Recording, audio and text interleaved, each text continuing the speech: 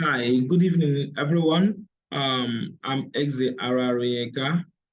Today, we'll be looking at an interesting part in research, report writing, and also in carrying out research. That is the literature review. Okay, this part is very, very important because it informs us when we're carrying out research. So in a nutshell, what it's all about is looking at works that are published by others, looking at articles written by other persons, similar works written by other persons. Okay, that's what it's all about. Looking at other sources of information in order to have a deep knowledge of what we are about to undertake. So the literature review as a chapter 2 informs us on what we are likely to see and how we are likely to carry out the research in order to make it valid. Okay? So it says the content of chapter 2 of a research project typically focuses on the literature review. So we do this mostly before going to research work because the knowledge you gather will help you and will inform you. Under it, we'll have the introductory aspect of it. We have the conceptual framework, where I look at the concepts. That's why we shall discuss it in another lecture. We also look at the theoretical part, the framework, and the empirical part of it. So all this, we can take them one after the other. But in this particular lecture, we're going to look at an overview of what literature review is all about. And in this lecture, we are going to be hearing about themes, gaps, and trend. Okay, so it will be an interesting one, and I urge you to offer an active listening. Now, we'll say this chapter is an essential part of any research project as it provides a comprehensive overview of the existing literature on the topic. The literature review serves several purposes. Why do we have to go into literature review? That is what it means. That's what we're trying to look at now. Why do we need to go into literature review before carrying out our research? One, to identify gaps. And in the previous lectures, I've been able to explain what gaps is all about. Okay? We're able to explain what gaps is all about. So therefore, the one of the important is for us to identify the research gap. The literature review helps to identify research gap. And what is a research gap? A research gap is an area that has not been adequately studied. And in the previous lecture, I explained that maybe you are carrying out a research on knowledge and attitude of women towards HIV and AIDS testing in Uruala. Then that is the area in Uruala. But you can go to Ozuobodo and no one has ever carried a research on knowledge and attitude of pregnant women towards HIV testing. That is a gap. Okay? That is a gap. So literature review helps you to identify this gap. Maybe the work you've been reading has been the one conducted in the US, in Abuja, in Lagos, but not in Imo State. That is a gap because you don't have a knowledge about what it is in that Imo State or in that Akwa Ibom local government where it has not been, any research, similar research have not been carried out. So that is a gap.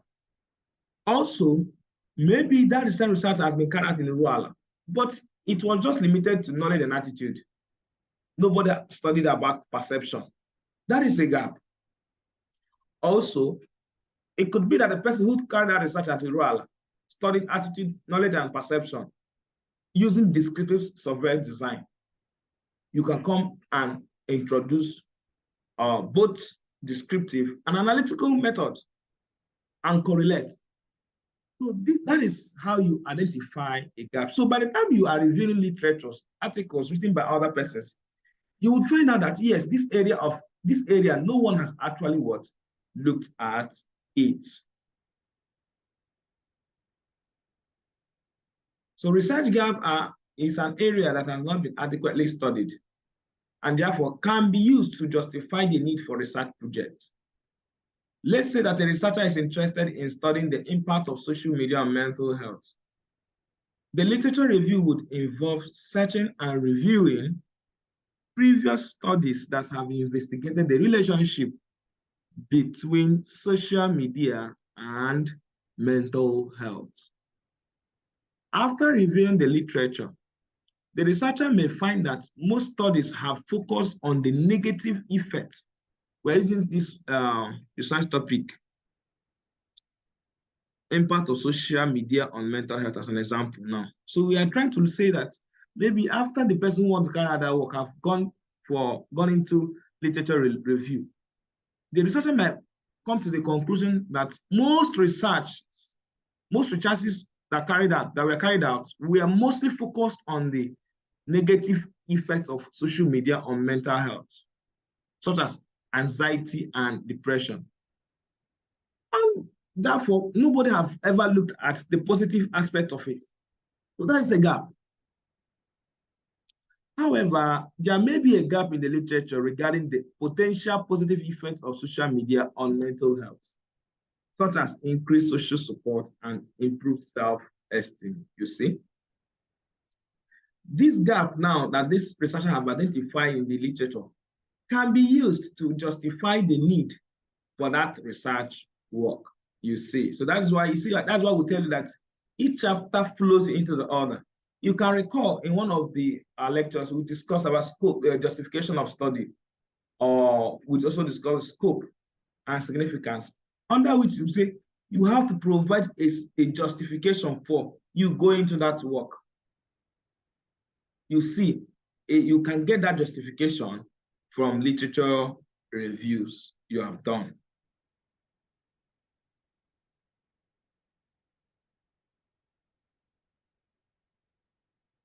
Another importance of going to literature review is it provides a theoretical framework.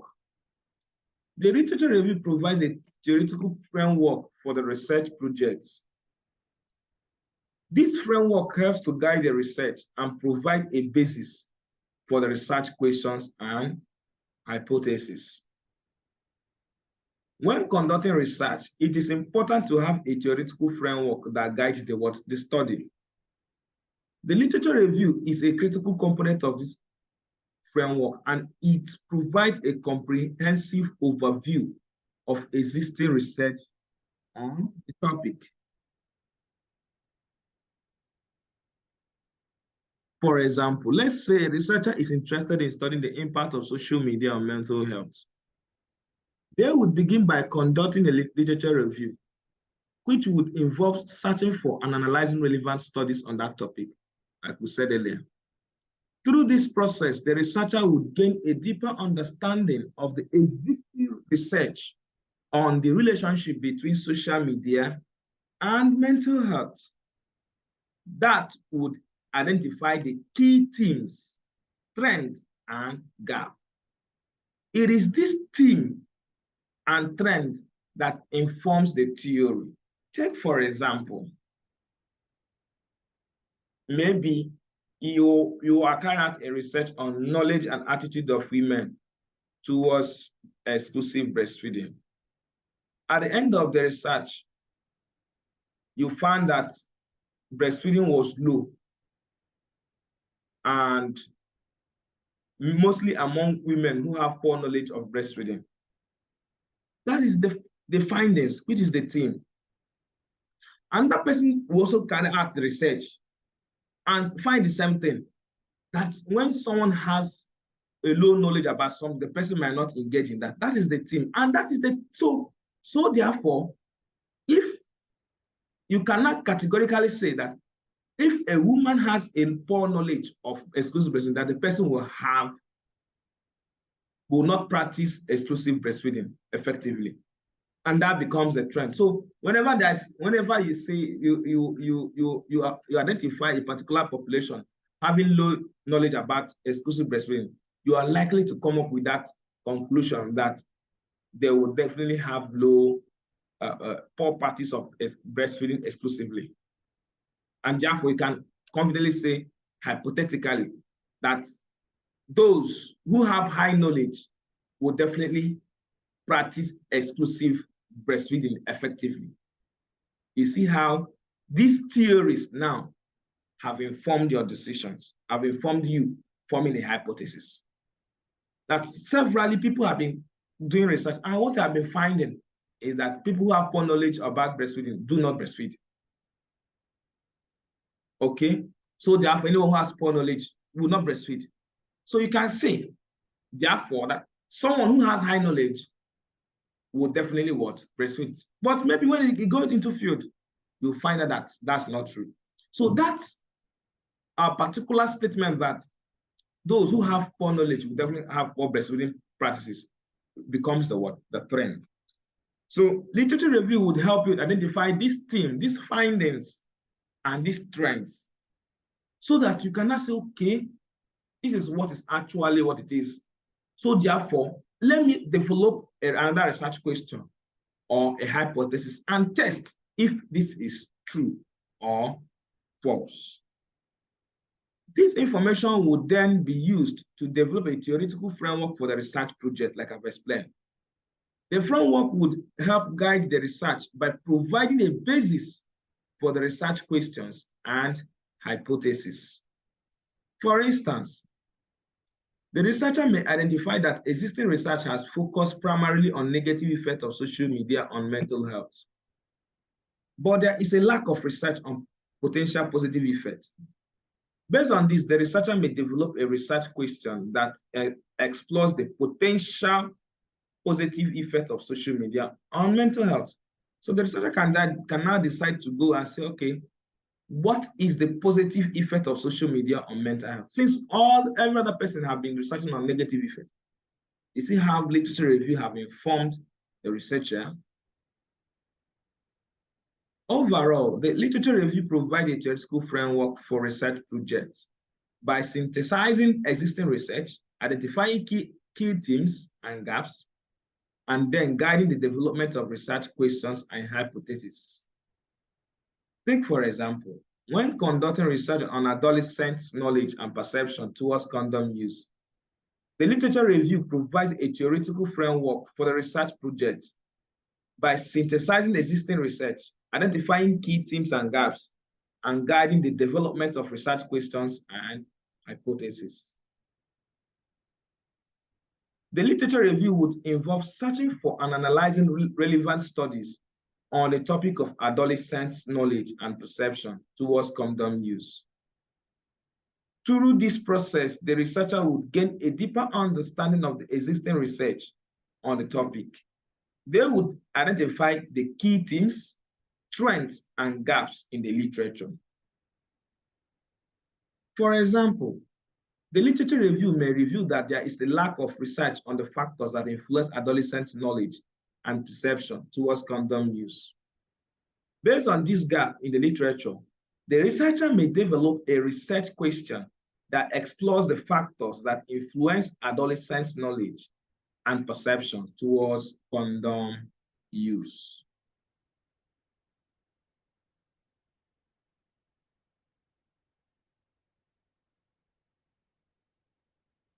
The literature review might also identify the key themes in the existing research.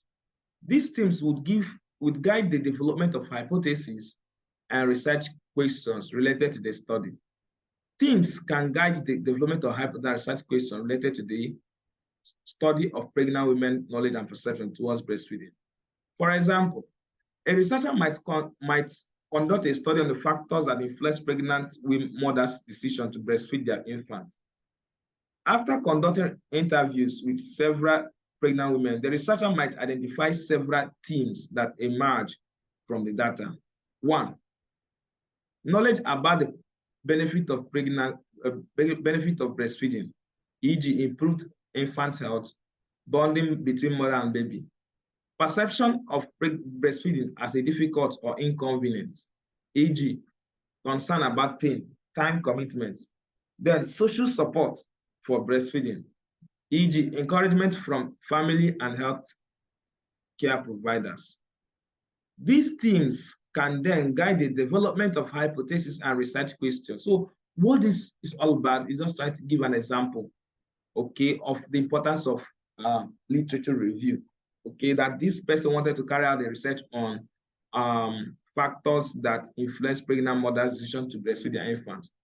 And by the time he had consulted many articles and works published on the same topic, he found out that knowledge about the benefit of breastfeeding include improved infant health, bonding between mothers.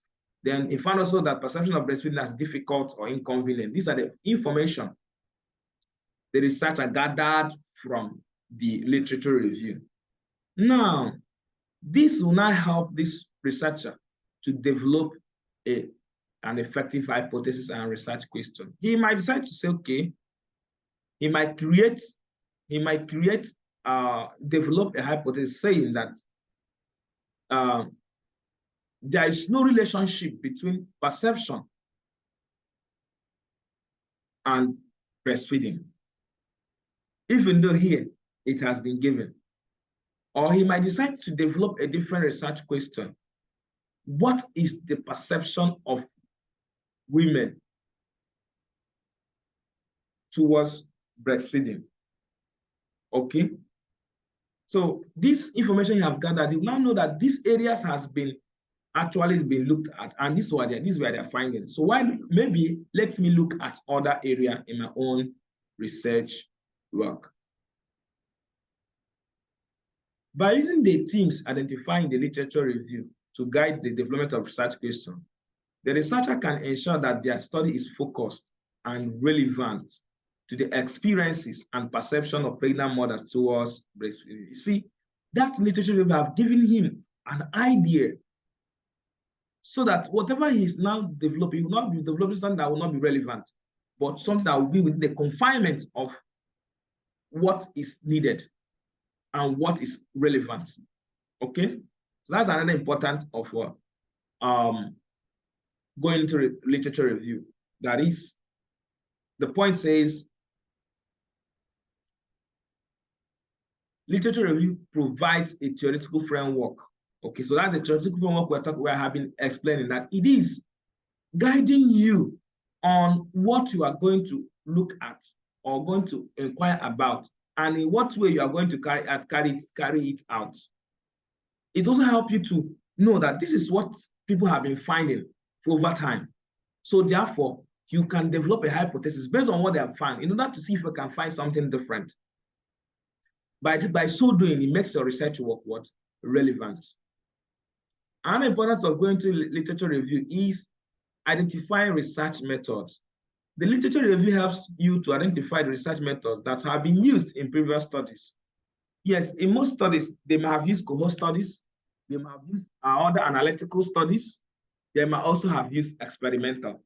So now, by the time you have reviewed and gone through their own work, who did the work, in what method, what's the sample size, and what's the sampling technique that was employed, you have an idea of maybe look at the sample size that we use, look at the sampling technique that I will employ, or look at the population I will be looking at.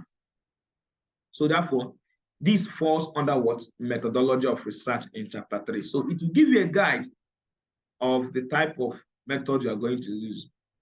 Let's say a researcher wants to conduct a study on the effects of exercise on mental health.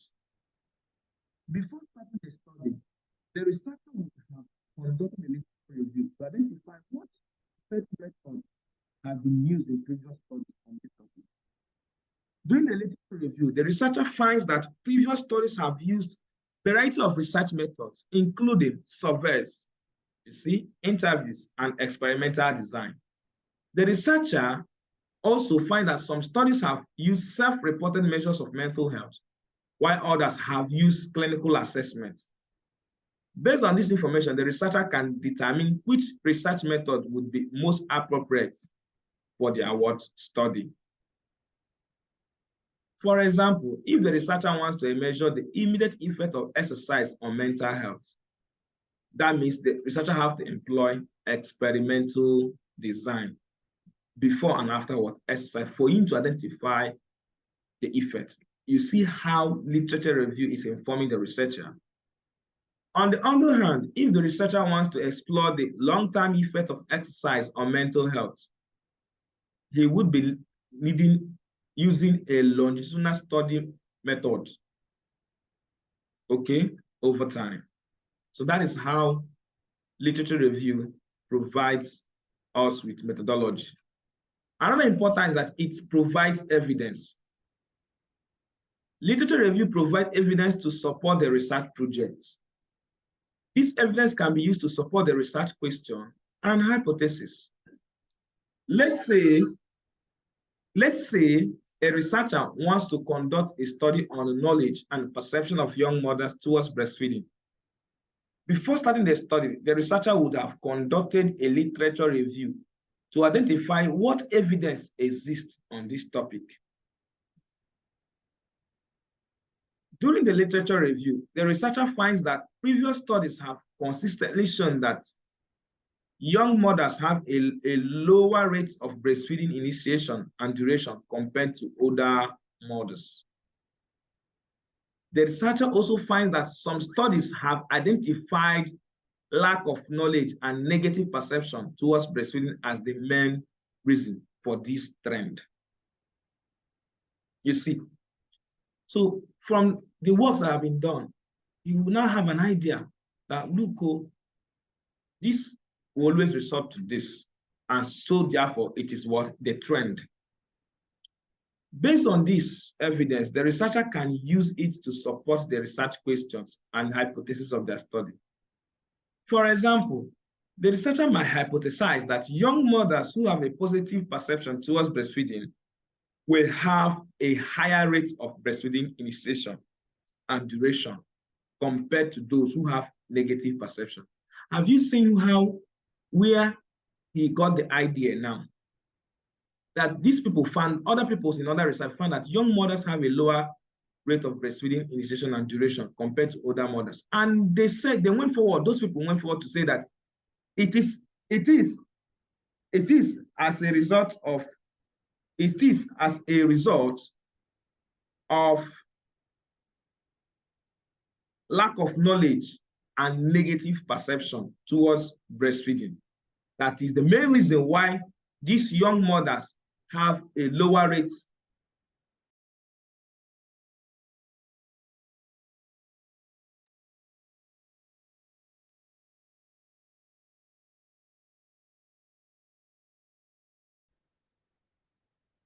So therefore, from the literature review, he has the researcher now have a deep knowledge, okay, which will now inform his decisions. Like we were citing above, say that during the literature review, the researcher finds that previous studies have consistently shown that young mothers have a lower rate of breastfeeding initiation and duration compared to older mothers. And they gave this conclusion, citing that it is as a result of lack of knowledge and negative perception. Is in their own theory. Now, and in their own evidence. Now, this researcher can now proceed and say, okay, since young mothers have lower rates of breastfeeding initiation and duration compared to older mothers because they have poor knowledge or they lack knowledge or they have negative perception about it. So therefore, that young women who have a high level of knowledge and who have positive perception towards breastfeeding are likely to have a higher rate of breastfeeding initiation and duration more than the older mothers. This will now inform him and he will be able to use it as his hypothesis. So based on this evidence, the researcher can use it to support the research questions and hypothesize.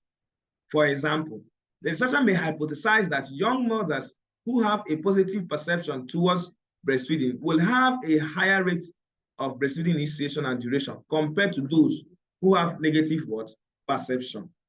The evidence from previous studies can be used to support this hypothesis and provide a reason, a rationale for why the study is what important. By providing evidence to support the research project, the literature review helps to establish the credibility and validity of the study.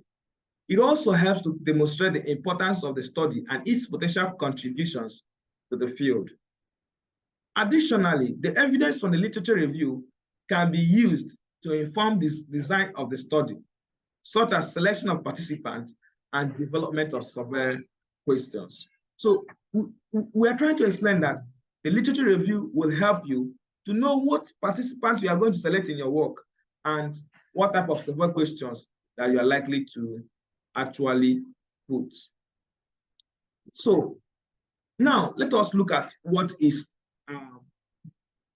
trend and theme.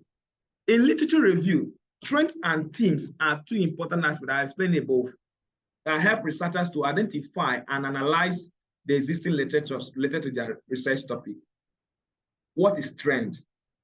A trend refers to the general direction or pattern of research findings in a particular field. That's what I'm trying to say, like in public health now. The example was cited above that young women who have poor knowledge of exclusive breastfeeding are likely not to breastfeed their children very well. That is the trend. Their poor knowledge leads to what? Lack of exclusive breastfeeding. Then increase in knowledge would lead to what? Breastfeeding what? Exclusively. That is the trend. That is the pattern. Okay? Researchers can identify trends by analyzing the frequency and consistency of certain research findings or by examining the evolution of research over time. What of theme? A theme, on the other hand, refers to the recurring ideas or concepts or topics that emerge from the literature related to a particular research topic. Researchers can identify themes by analyzing the content of the literature and looking for pattern in the way that authors discuss and can conceptualize their research finding. For example, a researcher might identify themes related to the barrier and facilities of physical activity among older adults, such as importance of social support, the role of physical health, and the impact of environmental factors. So what are we trying to explain? Themes are findings that if you carry out a survey now on mothers who have kids, you can identify that most of them whom their children are below 6 months of age are not exclusively breastfeeding their children. It's a finding that is common. Then now the trend there is that because they are not exclusively, they are not giving their children breast milk exclusively, it is as a result of what? Poor knowledge and poor perception. That is the trend. But the find is there that there's a poor breastfeeding practice. Both trends and themes are important for researchers to consider in their literature review because they help to identify gaps in the existing research and to guide the development of research questions and hypotheses. By identifying trend, researchers can determine the current state of knowledge. I remember you can recall that in background of study, you said after you have historically discussed how the problem began, you are also going to tell us the current state of knowledge. And you can only find current information regarding this from literature review. By identifying themes, researchers can gain a deeper understanding of the key concepts and ideas related to their research topic and use this knowledge to develop more focused and relevant research questions. The literature review typically includes the following sections. 1, introduction. This section provides an overview of the research topic and explains the purpose of the literature review. This is the first section of a research paper that provides an overview of the research topic and explains the purpose of that literature review. In this case, or in this example, the research topic is knowledge and attitudes of pregnant women on towards this should be on ANC or towards ANC in Ruby. The introduction should begin by providing some background information on the research topic. This may include statistics or facts that highlight the importance of the topic. So in the first part of you writing the literature review in your report, you must bring the background, the context, and start to state the importance to capture the attention of the reader. You can bring up the statistics, maybe the number of women who their children died from marasmus due to lack of exclusive breastfeeding is around 101,000 women.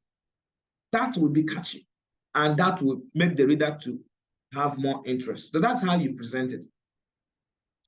So he said this may include statistics or facts that highlight the importance of the topic. For instance, in this case, the introduction may highlight the importance of antenatal care for pregnant mothers and the potential benefit of receiving adequate antenatal care. So the introduction should also explain the purpose of the literature review. The literature review is a critical analysis of existing literature on the research topic. It helps to identify gaps in knowledge and areas that require further research. So once I've introduced the background and try to state why it's important, the next thing is you have to let the reader know why you are undergoing this literature review. At the end of it all, for that introductory aspect, the introduction should end with a clear statement of the research problem. This statement should be specific and concise. For instance, using our example above, the research problem could be, like if you want to end it up in that introductory, you could say, what is the level of knowledge and attitude of pregnant women on ANC in Nairobi? And how does it impact the utilization of ANC service before you now proceed? So in a nutshell, the introduction begins by highlighting the importance of ANC in reducing maternal and infant mortality. It then goes on to explain that despite the availability of ANC service in Ruby, some pregnant women do not utilize the services. This would set the stage of the problem, which is to understand the knowledge and perception of pregnant women not onto ANC in Ruby. So you can probably introduce what ANC is all about, how it helped infant and maternal mortality using statistics. Then you now go forward that review of existing have revealed that with statistics. Now you now conclude that introduction aspect stating it clearly that what is the level of knowledge and attitude of pregnant women to ANC in Ruby, and how does that impact their utilization of ANC services? So that is where we are going to stop today, the introductory aspect of the literature review. So we've been able to look at literature review, why is important, and I've been able to let you understand that one, it is important because it helps us identify the gap. And I've been able to let you know to understand that literature review is a very essential part of research projects, that it's all about reviewing existing literature related to that topic you are about to research on. And now, why do you need to do this? And I'll be able to let you know that it helps you to identify research gap. I've told you what gap is all about. I also want forward to tell that it helps to provide a theoretical framework so that you would know what is obtainable. Okay? And so we went forward to let you know that it also helps you to identify research methods that have been employed. It also provides evidence to support your work. Then, lastly, we were able to look at what is a trend and a theme in research. And finally, we gave you an example of how you can write your literature review, the introductory aspect of it. I believe with this, we've been able to look at this work critically, and therefore, I expect you to follow up with other of our lectures that where we'll be discussing more details in conceptual framework and theoretical framework and empirical review. Thank you and have a wonderful time.